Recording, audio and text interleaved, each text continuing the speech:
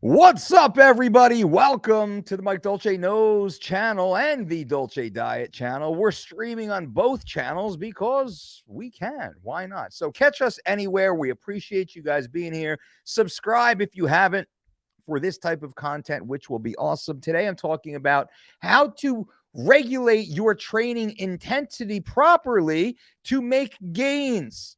I see this all the time. I get asked this question all the time. So many people, they don't know how to train effectively. And I'm going to explain that to you right now. When we're talking about training, we are speaking about resistance training. So if this is MMA and all the other stuff, we can get to that in a different video. Leave a question below if you want me to hear it or want to hear me talk about a different sport. Right now, I'm talking about lifting weights, swinging kettlebells, maybe, but using barbells, dumbbells, kettlebells, weighted implements to gain muscle strength, size, athletic performance, and hopefully lose body fat. No pain, no gain, right? Max out, one more rep, train to failure. Well, what is failure?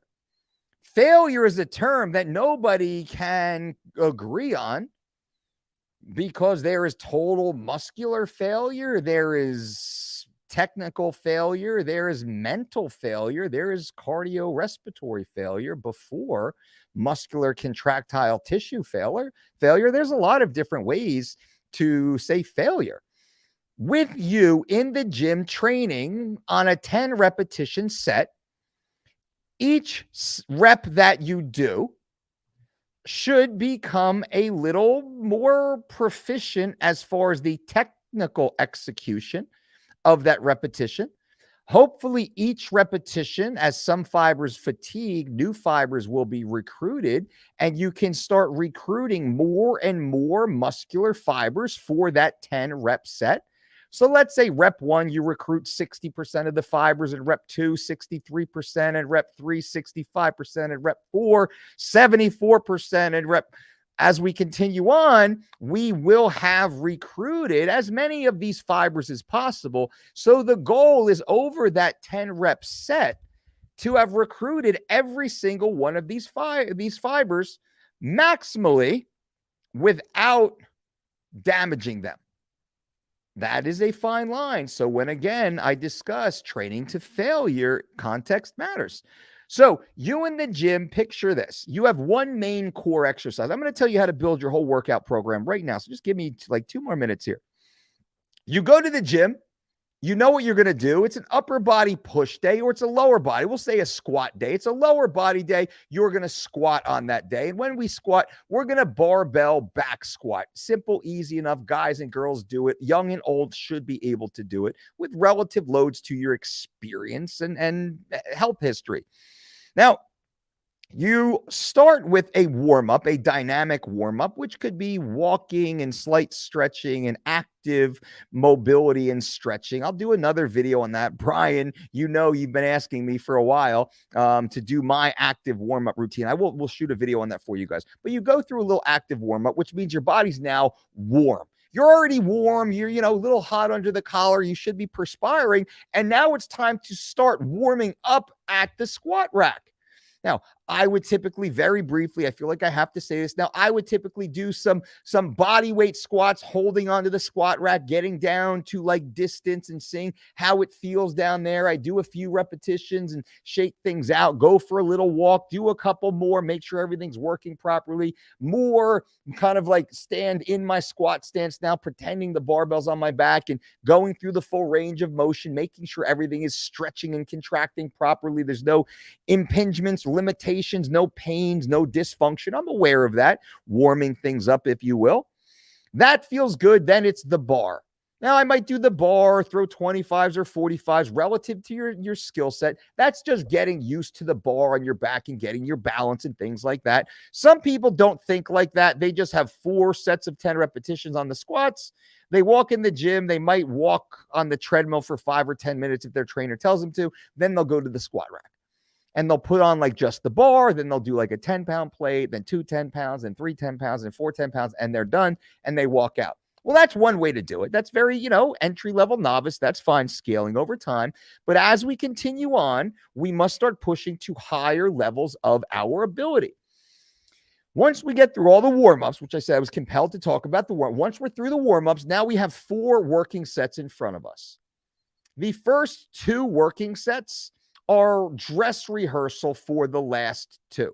So let's say this is realistic numbers for me. I'm going to squat 405 pounds in the barbell back squat for 10 repetitions. That is my 4th set. That's my last set, my work set. I would probably stop my warm-ups somewhere around 135 to 225. Set 1 might be 225. I could go set 1, 225, set 2, 315, 410, set 3, 365, 410, set 4, 405, 410. That would be a realistic 4-set bridge for me, with the last 2 sets being most important. The 365, 410 would be slightly slower, slightly more controlled, slightly more methodical. That should be like a RPE, RPR 7. Still hard.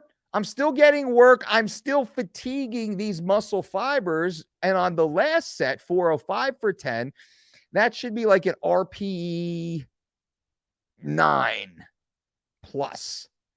And I only say 9 plus, not 10, because we train to the point of technical failure, not total muscular failure. This is the money shot here, all over your face. Technical failure is where you should take every last set, not every set. Every set bridges you and pre-fatigues the fiber and grooves the neuromuscular pattern of that exercise. So on set 4, you can now maximally tax each and every one of those fibers with a much lower risk of injury. And that is RPE 10. That's where most injuries happen, because RPE 9 is where we fail technically. RPE 10 is where we fail muscularly. And that's where things give out, things tear, things get misgrooved. We cheat and bounce and hinge and do all the things that get us hurt. Like almost no reward and super high risk, where RPE 9, super high reward, super low risk. So you right now at home, think about this.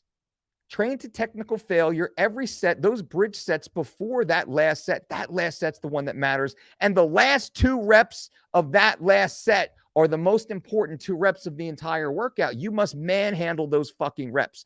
Control those reps so that heavy ass weight feels easy, so you slow it down again to make it feel hard, because your form is so fucking perfect. You look like a forklift. Every one of those muscle fibers gives you every last ounce of energy it has, and then you rack it. Then muscle protein synthesis is initiated. You're consuming 1 gram of protein per pound of relatively lean body mass. You're consuming 1 to 2 grams of carbohydrates per pound of relatively lean body mass. You're consuming 0.5 to 0.75 grams of fat for every pound of relatively lean body mass. Bang, bang, bang. All of a sudden, you are making gains. You're getting to bed 9 hours before you're supposed to wake up, ensuring high quality, high duration sleep.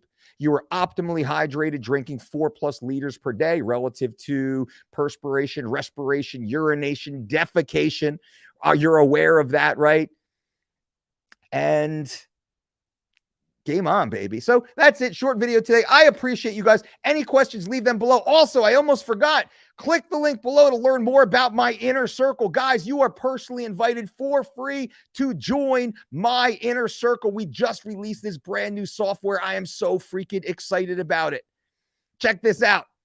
Free. Bam. Free. No gimmicks. Free is free, my friends. And what does this give you? Look at these. The 20-minute morning ab attack, kettlebell quickie, the warrior workout, glorious glutes, legs on fire, sculpted shoulders, awesome arms, and more. Legendary legs, 10 minutes of hell, lower body power, push-pull legs, day 3, hamstring, more and more and more and more and more than the page can even load. And then there's even more, but also my recipes. How many amazing free recipes are there? There are hundreds of recipes now with new recipes being added every single day. This is free. Free. Click the link below. Go to thedolcediet.com. When you go there, I'll show you. You'll go there and look what happens. Boom, this pops up. Simply click on that. You can learn more about it. Click here. Free. Join me now. Also, let me show you. Back here, watch this.